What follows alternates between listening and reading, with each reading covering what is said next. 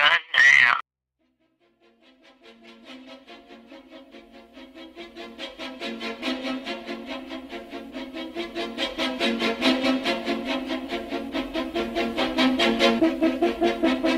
Hello, everybody, and welcome to Clue the Movie Podcast, where we break down the 1985 cult classic movie Clue 1 minute at a time.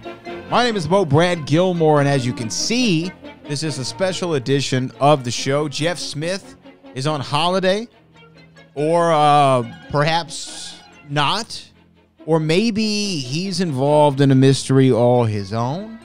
One can never be too certain with the General Jeff Smith. But we wanted to celebrate the beginning of 2024. Happy New Year to everybody out there. We had our Christmas Clue edition last week, and I know the holidays can feel like a holidays. And a lot of us get caught up in everything that we're doing, and it's a nice time for Jeff and I just take a break, a short break, small break, a week break, and be able to collect our thoughts and get re-energized for the new year, 2024. We started this podcast back in 2022. Look at that. We're going forward into our discovery of Clue, the movie podcast. It will, unfortunately, the show will end this year, which seems weird. But it's going to end here in about 36 episodes. It's over. It's done. Finito. And we're going to be wrapping things up. But here on this New Year's Day edition of the show, we wanted to bring you a special conversation that I had with John Hatch. John Hatch, you've been on the show several times. The author of What Do You Mean Murder? Clue in the Making of a Cult Classic.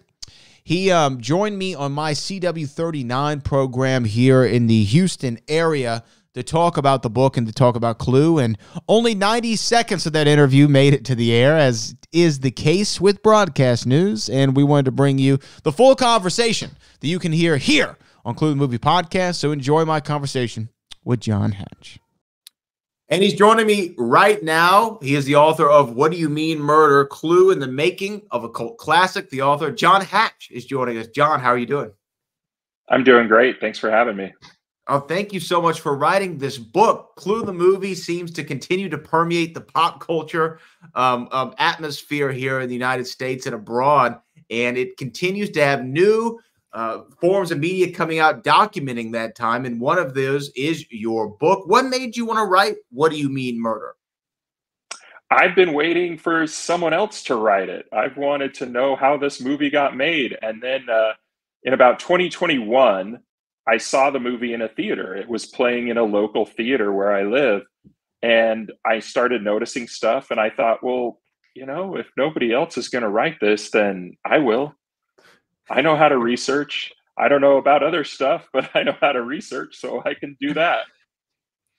So during this process of you researching the book, the movie for the book, what were some of the interesting stories and anecdotes and tidbits that you came across that perhaps you didn't know before? I think a big one that some fans know is that Carrie Fisher was cast as Miss Scarlet.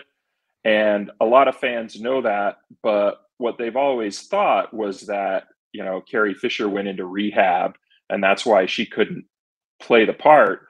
And then people thought, oh, then they brought on Leslie Ann Warren. But actually, Leslie Ann Warren had already been cast as Mrs. White, and she was supposed to play Mrs. White. Leslie Ann Warren was supposed to play Miss Scarlet.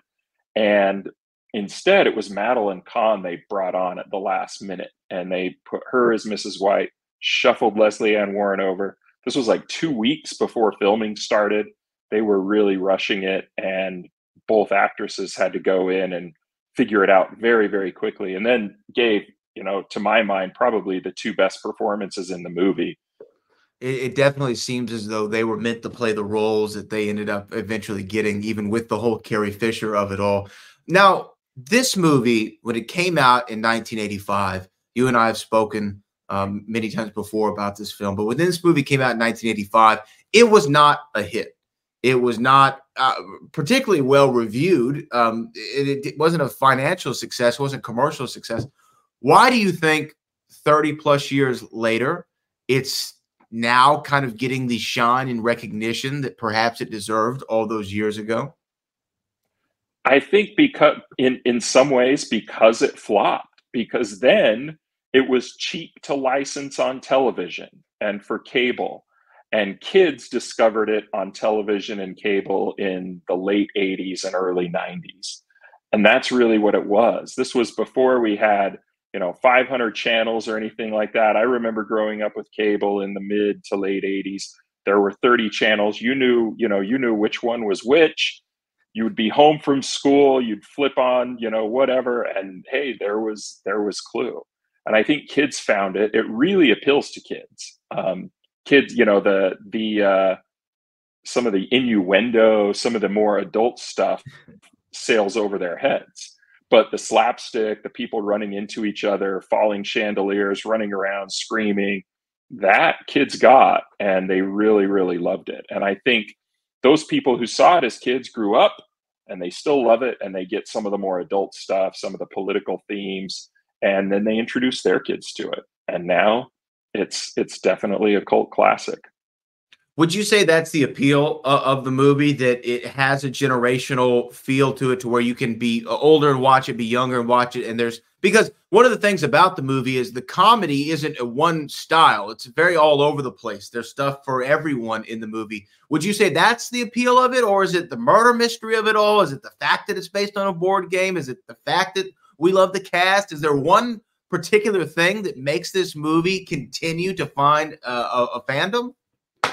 I think you've nailed it. It's the comedy and the variety of comedy. The murder mystery is great. It's fun, but I mean, once you've seen it, you know who done it, and there's no reason to keep coming back to it just for the mystery. And so people keep coming back to it for the comedy, and it's really easy to find new stuff, especially because it moves so fast. The director screened His Girl Friday for the cast, and he said, "This is how fast I want you to go." And it moves very, very quickly. And I think he's even said maybe it moves a little too quickly, but I don't know. It's pretty good. It's phenomenal, and I know the people who are watching this or may have never seen the movie. If you haven't, please go do so, and then pick up a copy of John Hatch's book, What Do You Mean Murder? Clue and the Making of a Cult Classic. John, they can get this in all bookstores, I'm assuming? Absolutely. Online retailers?